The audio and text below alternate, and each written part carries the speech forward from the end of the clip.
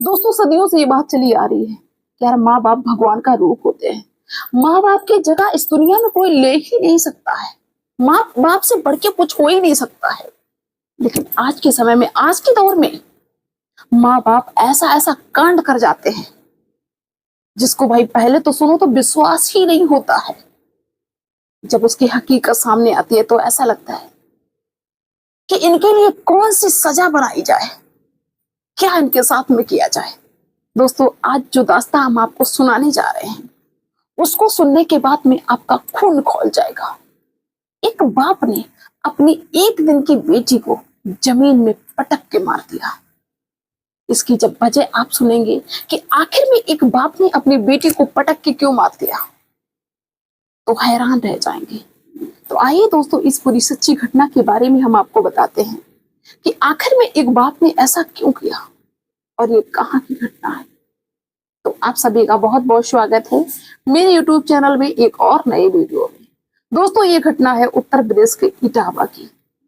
इटावा में एक व्यक्ति रहता है जिसका नाम है बबलू। उसकी उम्र 40 साल। उसकी पत्नी जिसका नाम दीपा, उसकी उम्र 38 साल। इनकी जिंदगी बड़ी हंसती खिलती हुई चल रही थी। परिवार में कोई टेंशन नहीं थी। बड़े अच्छे से अपना जीवन यापन करते थे। जो बबलू की पत्नी दीपा थी उसकी प्रेगनेंसी चल रही थी, यानी कि डिलीवरी का टाइम चल रहा था। आज के 2 दिन पहले दीपा की डिलीवरी होती है, हॉस्पिटल में पहुंचती है, सरकारी अस्पताल में पहुंचती है। वहां पे उसकी डिलीवरी हो जाती है और पता चलता है नर्सों के द्वारा कि बबलू की बेटी हुई है, दीपा को बेटी हुई है। तो भाई बाकी जो साथ में लोग थे वो खुश हो जाते हैं।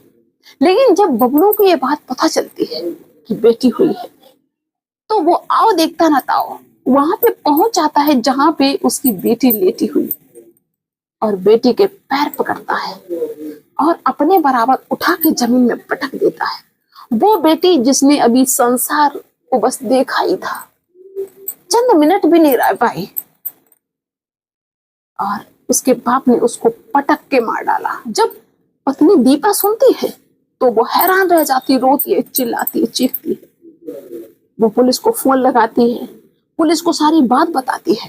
पुलिस मौके पे पहुंच जाती है और बबलू को गिरफ्तार करती है पुलिस और कहती है कि बताओ तुमने इतना बड़ा अपराध क्यों किया, क्यों ऐसा किया। अरे लोग तरसते हैं बच्चों के लिए जिनके बच्चे हैं नहीं।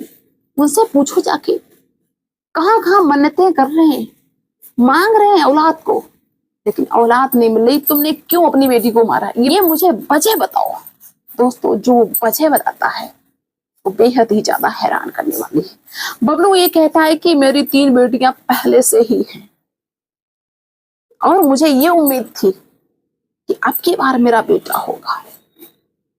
बेटे की चाहत में मैंने बहुत जगह मन्नतें की, कई बाबाओं से संपर्क किया, भगत से संपर्क किया, मैंने कई टुटके टंबर बिरुआ वगैरह सब कुछ मैंने अपनी पत्नी को खिलाया। मैंने सबसे कहा कि अब की बार मैंने ऐसा इंतजाम किया है कि मेरे बेटा ही होगा। लेकिन मुझे नहीं मालूम था कि मेरी पत्नी बच्ची पैदा करके रखेगी, बेटी पैदा करेगी। दोस्तों पुलिस वाले जब इस बात को सुनते हैं तो पुलिस को भी अपने कानों पे विश्वास नहीं होता है कि भला कोई ऐसे कैसे बोल सकता है, किसी के हाथ का काम होता है क्या।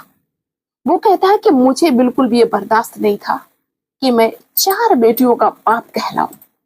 अगर मैं इसको जिंदा रखता तो मेरी समाज में बहुत ही तौहीनी होती। लोग क्या कहते, 4 बेटियों का बाप है। मुझे शर्मिंदगी पहले से ही महसूस हो रही थी कि मेरी 3 बेटियां हैं लेकिन फिर से ये पैदा हो गई, हम इसका खर्चा नहीं उठा पाते। मुझे ये बिल्कुल भी बर्दाश्त नहीं था, मंजूर नहीं था कि मैं 4 बेटियों का बाप बनूं। इसलिए मैंने गुस्से में उठा के पटक दिया। और दोस्तों जैसे उसने पटका, उस बच्चे की, अब छोटी बच्ची नवजात, चंद मिनटों की, उसमें कितनी जान, तुरंत उसकी जान निकल गई। दोस्तों सभी लोग बहुत ज्यादा हैरान होते हैं, उस पर FIR दर्ज करते हैं, मुकदमा लगाते हैं, अरेस्ट करते हैं। जो भी सुनता है वो दंग रह जाता है। जब सोशल मीडिया पे ये खबर पहुंचती है, लोग जानते हैं, तो लोग कहते हैं कि अरे भाई तूने मार क्यों दिया, मुझे दे दिया होता, तूने ऐसा अपराध क्यों कर दिया। दोस्तों माँ तो बिलख रही, माँ रो रही, लेकिन माँ को ये बिल्कुल भी नहीं मालूम था कि मेरा पति इतना बड़ा अपराध कर सकता है। दोस्तों ऐसे ही लोग तो होते हैं जिनको बच्चे नहीं होते हैं, जिनके बच्चे नहीं हैं, तो हम लोगों को लगता है कि यार भगवान ने बच्चे दिए नहीं इनको, लेकिन उनकी जिंदगी में कुछ ऐसा जरूर होगा, पिछले जो जन्म है, पिछले जन्मों के कर्म कुछ ऐसे होंगे जिसकी वजह से उनके संतान नहीं हुई है। बेटा की तो बात छोड़ो, बेटी तक के लिए लोग तरसते हैं। देखे होंगे बहुत सारे लोग ऐसे हैं, हर गांव में ऐसे एक दो लोग होते ही हैं जो बेटी तक के लिए तरस रहे। और मेरे हिसाब से बेटी उनको ही नहीं मिलती है, बेटी की तो बात छोड़ो, जो इस तरह का अपराध करते हैं। एक बच्ची को, एक कन्या को मार दिया बाप ने, इससे बड़ा अपराध क्या हो सकता है। मुझे तो ये नहीं समझ में आ रहा कि इसके लिए कौन सी सजा बनाई गई होगी। अरे बेटियां, ऐसा कौन सा क्षेत्र है भाई जिसमें बेटियां नाम रोशन नहीं करती हैं। हर क्षेत्र में, हर विभाग में जो काम बेटा नहीं कर सकते वो बेटियां करती हैं। हम तो ये कहते हैं कि बेटा है जिनके, उनके भी माँ बाप बेटियों के घर पे रहते हैं, बेटियां रोटी देती हैं उनको, बेटियां सेवा करती हैं, बेटा नहीं करते हैं। लेकिन फिर भी लोग बेटियों के प्रति इतनी गंदी सोच रखते हैं। तो सभी से हाथ जोड़ के मेरा यही कहना है कि भाई इस चीज को बिल्कुल भी ना सोचिए। हाँ, वो बात अलग है कि हाँ, बेटे की चाहत हर किसी को होती है कि चलो बेटा हो जाए, फैमिली कंप्लीट हो जाए, लेकिन बेटी को मार देना, लोगों को लगता है कि यार बेटी एक हो गई, दो हो गई तो मुझे बहुत ज्यादा नुकसान हो गया, मुझे बहुत ज्यादा घाटा हो गया। एक मैं बात बताऊं, भगवान को जब तुम्हारा घाटा करना होगा तो बेटी देखिए तुम्हारा घाटा नहीं करेगा, उसके पास बहुत सारे तरीके हैं तुमको मिट्टी में मिलाने के लिए। तुम जितना एक बेटी के लिए खर्च नहीं कर सकते हो, वो तुम्हें ऐसी मुसीबत में डाल देगा कि तुम साथ जिंदगी पूरी नहीं हो पाओगे। तुम सोचते हो कि अरे बेटी हो गई तो मुझे बहुत ज्यादा घाटा हो गया। समय से पहले कुछ किसी को नहीं मिलता है और हर चीज किस्मत की होती है।